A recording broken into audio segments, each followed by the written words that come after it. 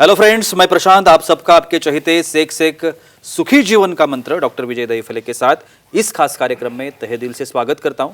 दोस्तों, हमें जब भी कोई मेडिकल इमरजेंसी आती है या फिर स्वास्थ्य से जुड़ी कोई भी परेशानी सताती है, तब हम क्या करते हैं? सबसे पहले हम वो सारी चीजें हमारे फ्रेंड्स या फैमिली के साथ शेयर करते हैं।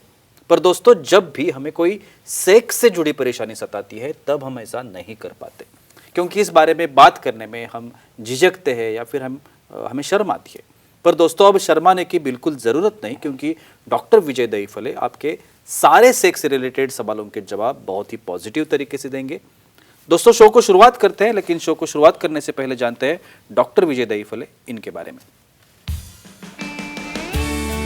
डॉक्टर विजय दहीफले ये सेक्सोलॉजिस्ट, यूरोलॉजिस्ट और एंड्रोलॉजिस्ट है।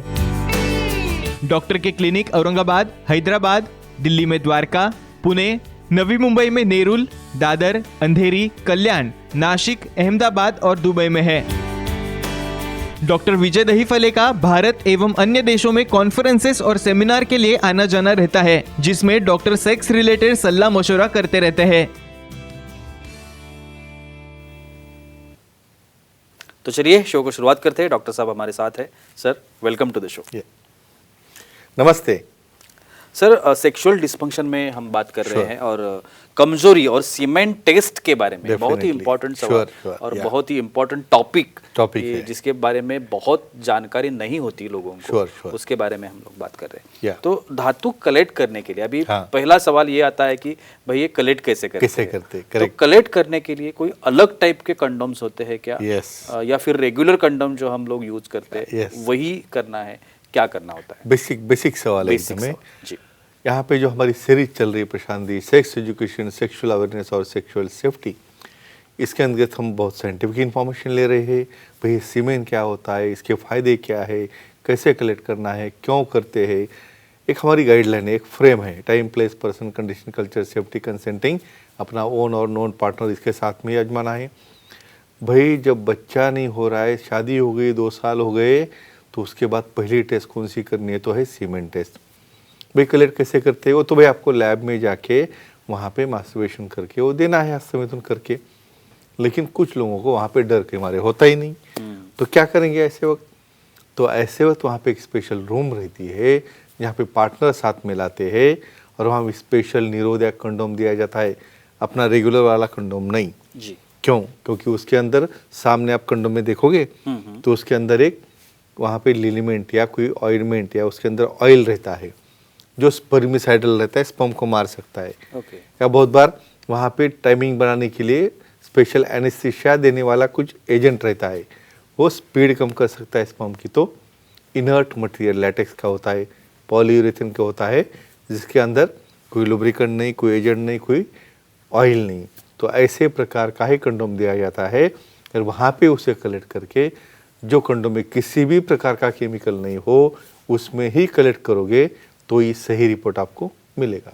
सर, आपने अभी लुब्रिकेंट के बारे में उल्लेख किया, लेकिन बहुत बार सेक्स करते वक्त लुब्रिकेंट का यूज होता है, लेकिन धातु कलेक्ट करने के समय अगर लुब्रिकेंट का यूज करना हो तो वो कर सकते हैं क्या? Very important question. कतई नहीं। क्यों? देखो, लुब्रिकेशन में जो है वहाँ पे ऑयल यूज़ किया है। भाई ऑयल बेस हो, सिलिकॉन बेस हो, वाटर बेस हो या नेचुरल हो, करता क्या है वो विस्कोसिटी की वजह से जब भी स्पर्म बाहर आएगा भाई वो लुब्रिकेंट में अटक जाएगा, तो उससे वहाँ पे उसकी डेथ हो सकती है, उसकी मोटिलिटी कम होगी और अपना रिपोर्ट जो आएगा गलत आएगा। तो हमें उसकी फॉरवर्ड प्रोग्रेसिव मोटिलिटी कितनी है, बाद में वो विस्कोसिटी कैसे कम होती, भाई इसकी और इसकी दोनों की मिल गई साथ में, तो वो भी नहीं समझेगा। तो ऐसा फॉल्टी रिपोर्ट आना अवॉइड करने के लिए किसी भी प्रकार का लुब्रिकेंट यहाँ पे एक्ट करते वक्त जब कंडोम भी यूज़ कर रहे हो तो यूज़ नहीं करना है, क्योंकि कुछ टेक्निकल एरर से भी उसमें कंटेमिनेशन हो सकता है। दर्शकों के फोन आना शुरू हो गया है। वेरी गुड, लीजिए। दमन से है सुशांत जी, उनको सवाल करना है। सुशांत जी, पूछिए, क्या सवाल है? पूछिए। हेलो, बोलिए। सर, धातु के शुक्राणु पर टोबैको का क्या असर होता है? Excellent question. भाई बहुत बार हम बोलेंगे भाई आपको टेस्ट करना है जी, सर तंबाकू खा के आ सकते हैं क्या? अभी ये इम्पोर्टेंट क्यों है? भाई कम से कम प्रेगनेंसी होने 6 महीना तो बंद करो।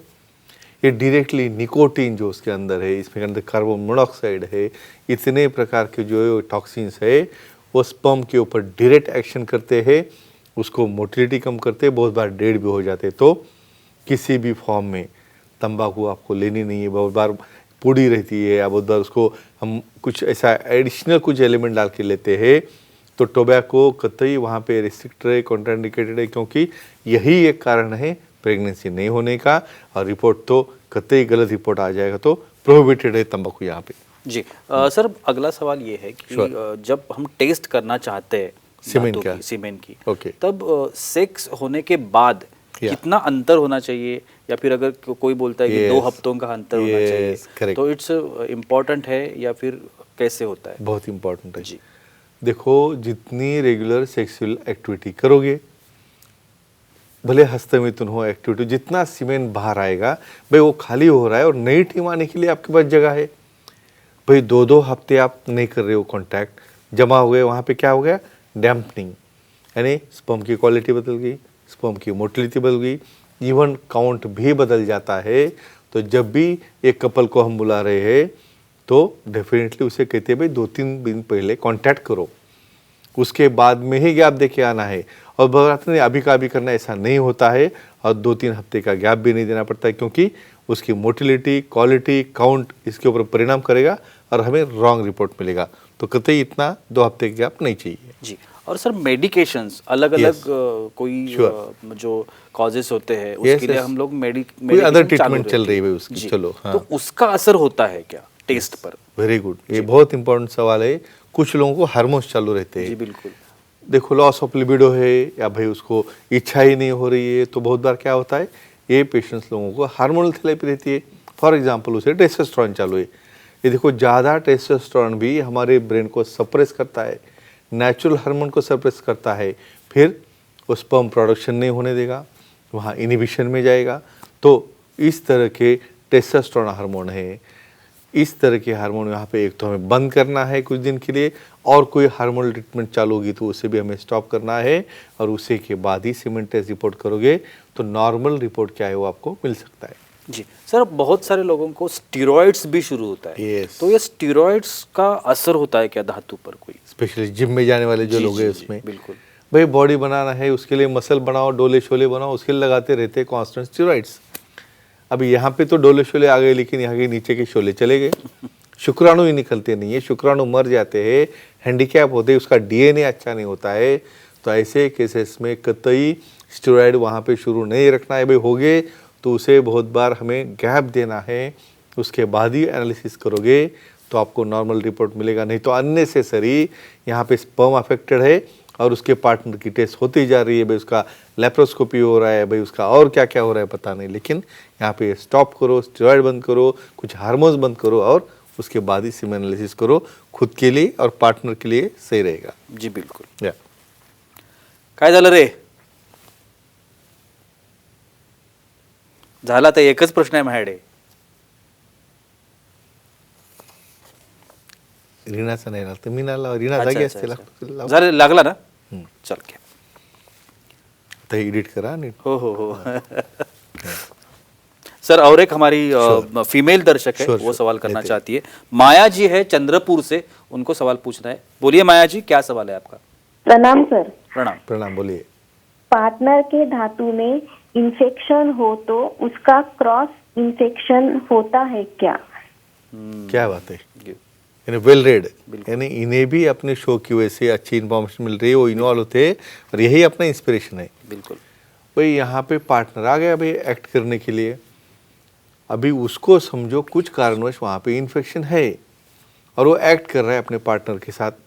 तो एक ही चीज़ कहूँगा, अपने बॉडी में जो भी फ्लूइड्स है, भले सलाइवा हो, भले टीयर्स हो या सीमेन हो, हर एक चीज़, भाई सिफिलिस हो, HIV हो, एड्स हो, बैक्टीरियल हो, जो भी इन्फेक्शन है वो ट्रांसमिट होता है फीमेल में. तो जब तक आप कंडोम यूज़ नहीं करोगे, मेल कंडोम हो या फीमेल कंडोम हो, आपने कांटेक्ट नहीं करना है जब तक आपको एक कॉन्फिडेंस है कि अपना own I non infected partner है.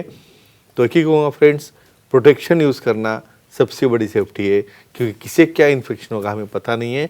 और डेफिनेटली सीमेन का क्रॉस इन्फेक्शन होके आपको भी इन्फेक्शन हो सकता है, केयर नहीं लोगो तो।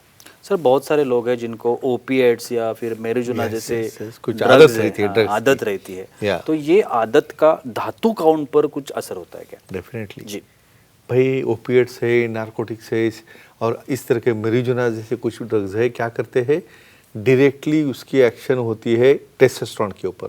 पहले टेस्टोस्टेरोन को डाउन कर देते हैं, टेस्टोस्टेरोन डाउन हो गया, सेक्स डाउन हो गया, बाद में स्पर्म प्रोडक्शन डाउन हो गया, स्पर्म की क्वालिटी डाउन हो गई, उसका डीएनए खराब हो गया और जो बच्चा होने वाला है ना वो अपाहिज या कुछ एबनॉर्मल बनेगा। तो एक ही कहूँगा फ्रेंड्स, जब भी आपको सीमेंट टेस्ट करना है, जब भी प्रेगनेंसी प्लान करनी है, किसी प्रकार का नशा, किसी प्रकार का टोबैको या कुछ अदर टाइप के लुब्रिकेंट यूज़ नहीं करना है, जिससे आपको सही रिपोर्ट मिले और जो आपको बच्चा होने वाला है, जो अगली पीढ़ी होने वाली है, वो सुदृढ़ हो जाए।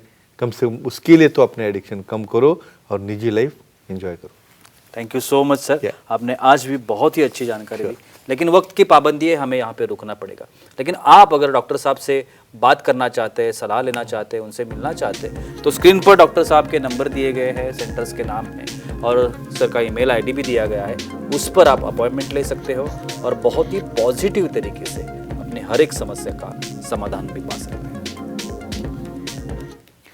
तो चलिए रुकते हैं आज की इस शो में, अगले एपिसोड में ज़रूर मुलाकात होगी, तब तक के लिए शुक्रिया।